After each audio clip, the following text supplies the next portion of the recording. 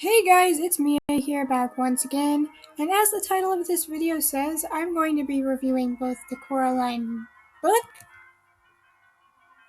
and the Coraline movie. Before we get into that though, there are two important things that I need to make note of. Firstly, there are going to be a ton of spoilers for both the book and the movie. So if you have not seen it or read it yet, I suggest you do that and then come back to this. So I hope you enjoyed them if you haven't read them. But this is your chance to click away now. Hope you enjoy and see you guys when you get back. The second thing I need to mention is fair use. Copyright law states that fair use for purposes such as criticism, comments, news reporting, teaching, scholarship, research is not infringement of copyright. Copyright should not be overprotected.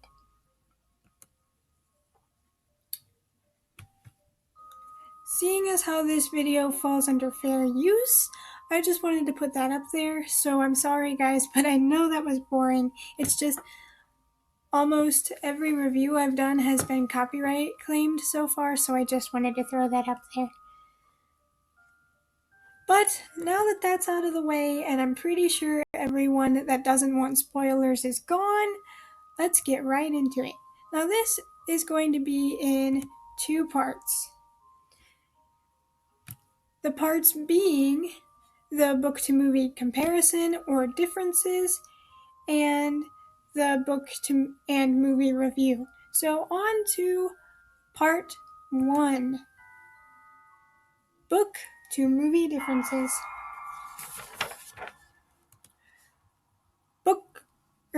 Difference 1, the covers. Right off the bat, there is a huge difference between the covers. The book cover is dark, with shadowy hands reaching out to grab a clay version of Coraline with a worried look on her face, with nothing more than a candle to see by. The hands are ready to snatch her up and bring her back into the darkness with them.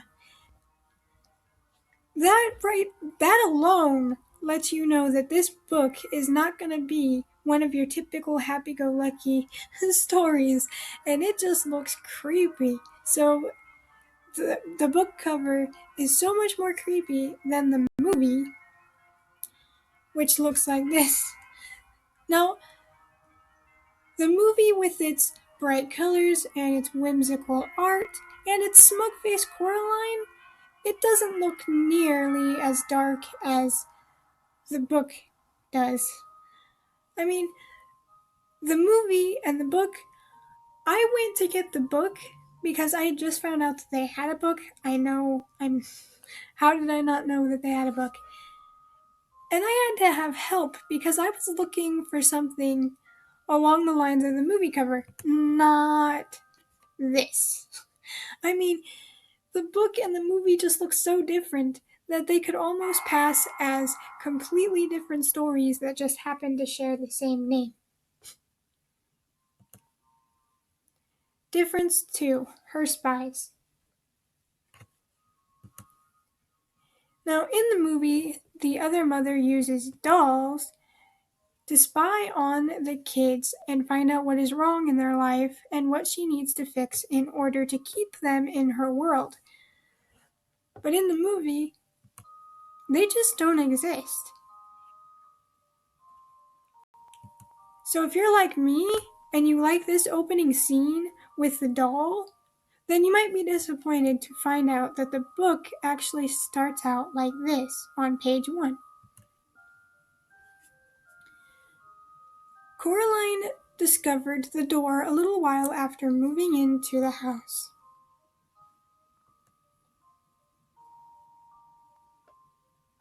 Instead of using her dolls to spy on the kids, she uses her rats to spy and to gather things for her.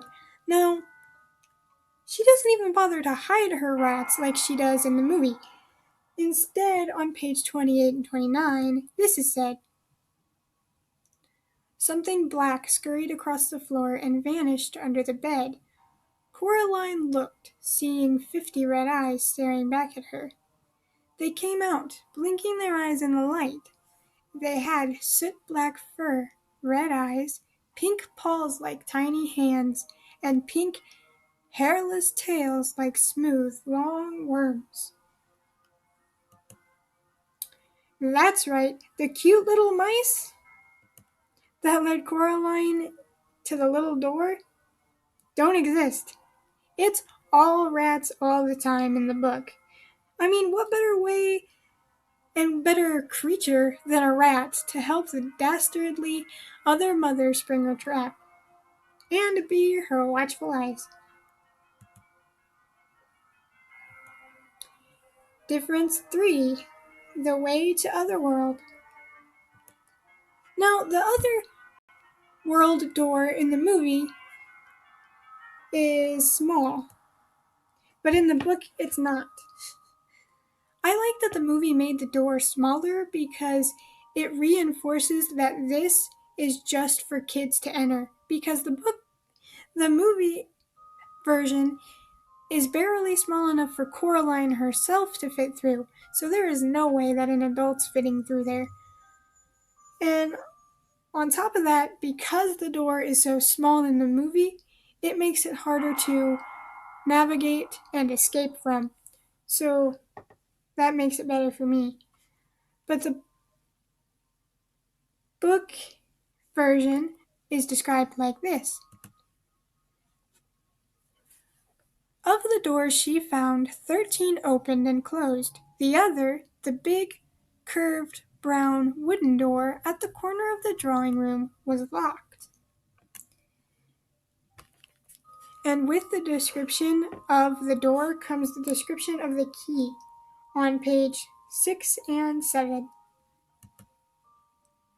She reached up and took the string of keys from the door frame, selecting the oldest, biggest, rustiest key. They took it to the drawing room and unlocked the door with the key. The door swung open. I think that unlike the change to the door that the movie made, I think they should have kept this key from the book, because the key from the book is a lot creepier than the key in the movie.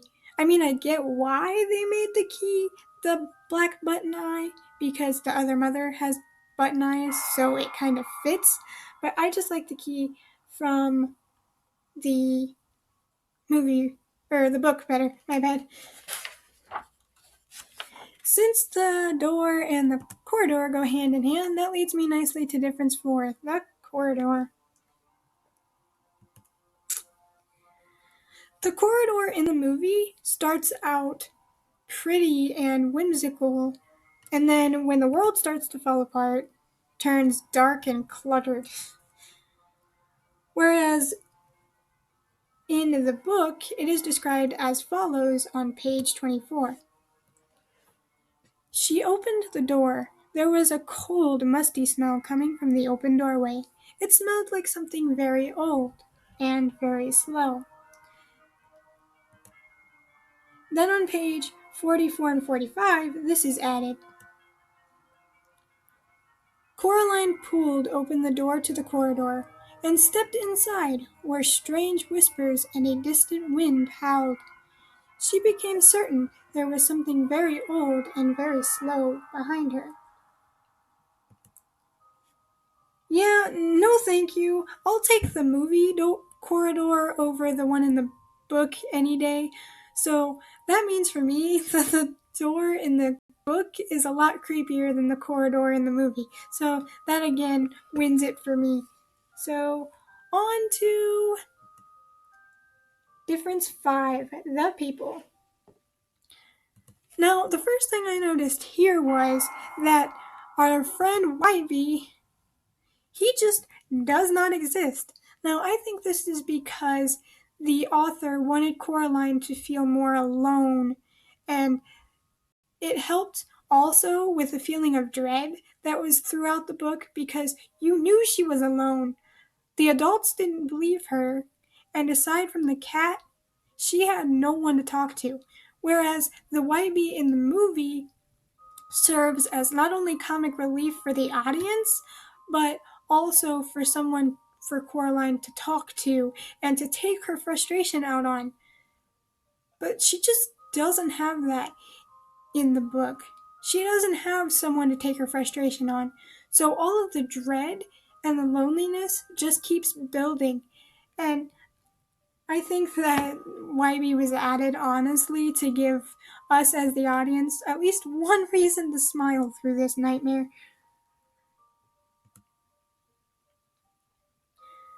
Miss Spink, Miss Forcible, Mr. Bobinski, and the cat, for the most part, are the same. So there's not much to say about them, so let's move on to Coraline's parents.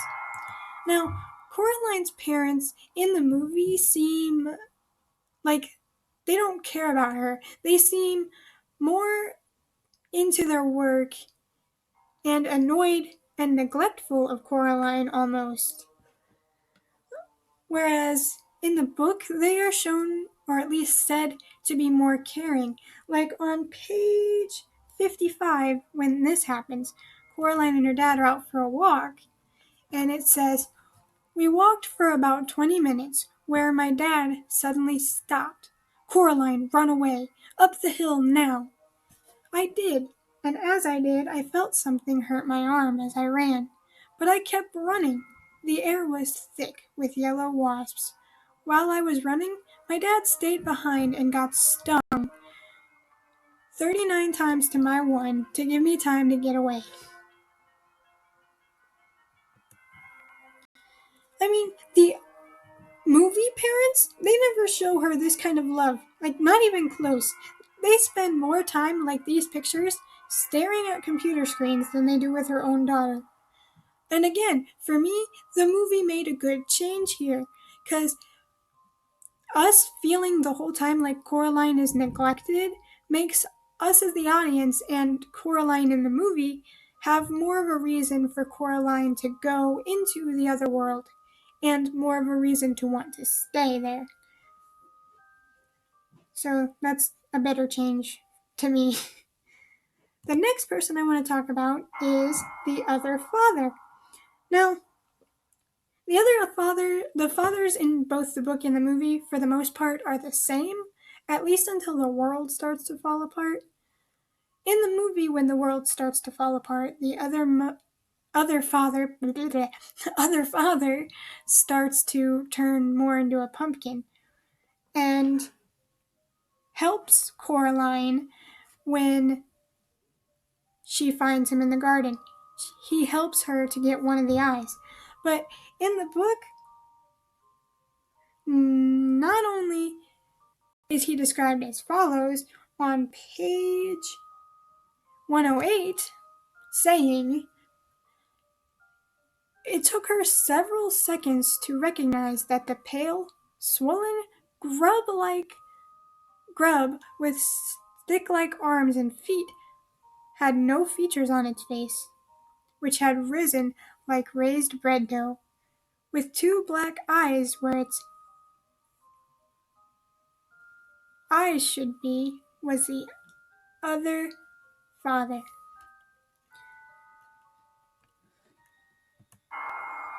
And like I said, the other father in the book does not help her like the other father in the movie does. In the movie, he helps give her one of the eyes.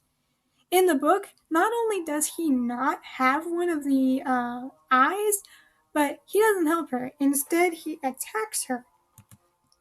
The thing that had once been her other father stood between her and the cellar steps. It lunged across the cellar at her, its toothless mouth open wide as it reached her. She pulled out its remaining eye, and the thing roared, lunging again at where she had just been. Talk about creepy. Now, on to the evil witch herself, the other mother. Now, the other mother in the movie looks just like Coraline's real difference. The only real difference being her eyes. Now, in the book, though, where the other mother in the movie uses Coraline's mother's face in order to gain Coraline's trust, the other mother does not look much like her mom at all, as described on page 25 and 26. Coraline almost had it when someone said, "Coraline." It sounded like her mother, so she followed the voice into the kitchen. A woman stood there. She looked like her mother, only her skin was white as paper, and she was taller, thinner. Her fingers were too long, and they never seemed to stop moving. Her dark red fingernails were curved and sharp, and she had black buttons for eyes. Now, I don't know about you guys, but if I saw this other mother in the kitchen making dinner for me, I would turn right around, get back out the door, lock it, melt the key down into nothing, and never go back to the other world. And then Coraline stays. After seeing this freaky, warped version of her mom, she stays. And the sad thing about her staying is, later on page 120, she admits that the other mother looks nothing like her mom, saying, "It was funny," thought Coraline. The other mother did not look anything like her real mother. She wondered how she had ever been deceived into imagining a resemblance.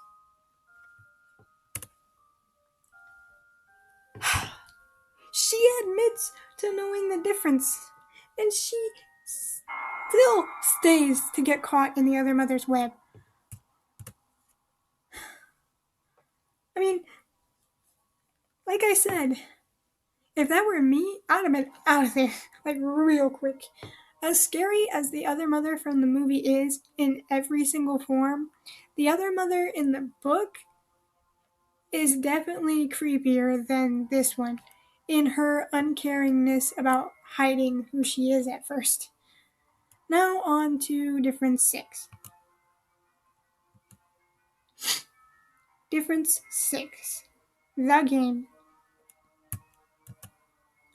And now we come to the final differences between the book and the movie. The game. Point 1. The Looking Stone. Coraline in the book gets the stone right here, before she even goes into the other world. Whereas in the book, she gets it when she goes the second time. She had the warning ahead of time, and she still went into the other world. Point 2. The ghost eyes. Unlike in the movie, where they are referred to as eyes and are a red ball with a yellow star, a gear shift knob, and a pearl ring, the eyes in the movie are referred to as souls in the book, like on page 82. "What happened to you all?" asked Coraline. "She left us here. She stole our souls, stole our hearts, and took our lives away," replied one of the ghost children. Also, instead of being called souls instead of eyes, they are actually gray marbles instead of random things. Point 3. No hint. Unlike in the movie, where the other mother gives the helpful hint of, "In each of 3 wonders I've made just for you, a ghost eye hides in plain sight," before she taps on her eye, disappearing in the drip, drip, drip of the water. The other mother in the book, however, she doesn't give Coraline anything to work with, and she doesn't even know that she has the stone. So Coraline is on her own trying to figure out how to get these eyes. Because the other mother in the book, she's not helpful, not one bit. Point 4, no garden. We all remember the garden scene. Well, the garden does not exist in the book, instead being replaced by the cellar that I talked about when I talked about the other father. Coraline goes into the empty apartment on page 104 through 105. Yes, said the other mother, but if you want to get into the empty flat, you'll need the key. She takes the key, goes into the other apartment, and finds it empty of nothing but the cellar, where she confronts the other father. But we already talked about that, so moving on to point 5. This gets dark. The book gets dark real quick, as where the movie it's kind of a slower fall. Examples. Example 1, they aren't chocolate. In the book, the beetles that the other mother eats are said to be real and not chocolate. On page 76, this is said. Expecting them to be candy, Coraline looked down. The bag was filled with large, shiny black beetles crawling over each other in their efforts to escape. Yummy. Ugh.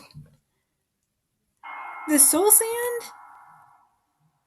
The soul sand? That's not sand. It's blood in the books. The soul sand is described to be blood on page 121, saying, she opened her eyes and saw the rat. It was lying on the path with a surprised look on its face, which was now several inches from the rest of it, a color of red blood at her neck.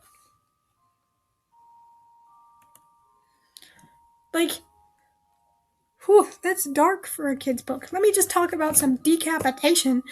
Anyway, and also with the point of the rat being decapitated, the other mother's hand actually attacks one of the dogs, slitting its side open.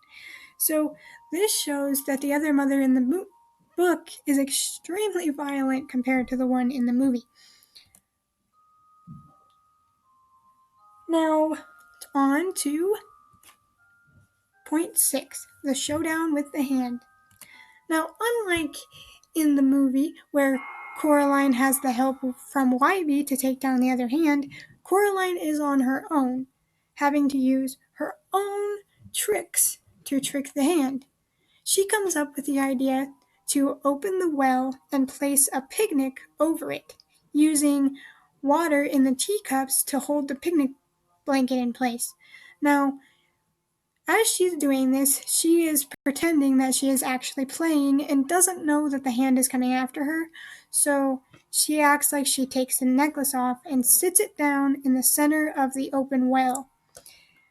Then she waits for the hand to spring, which it does, and it falls for the trap, getting